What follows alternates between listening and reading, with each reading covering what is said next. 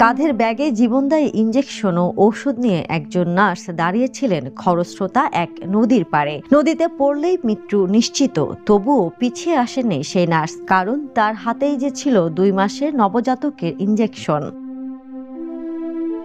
ঘটনাটি হিমাচল প্রদেশের একটি প্রত্যন্ত গ্রামের। টিক্কর গ্রামের নার্স কমলা জানতে পারেন এক নবজাতকের জরুরি ইঞ্জেকশন দরকার, কিন্তু সব রাস্তা বন্ধ, সেতুও ভেঙে পড়েছে। অন্য কেউ হলে হয়তো থেমে যেত সেখানেই, কিন্তু না, জীবনদায়ী ইঞ্জেকশন কাঁধে নিয়ে কমলা ঝাঁপ দিলেন খরস্রোতা নদীর দিকে, কারণ তার হাতেই যে ছিল শিশুটির জীবন বাঁচানোর ইঞ্জেকশন।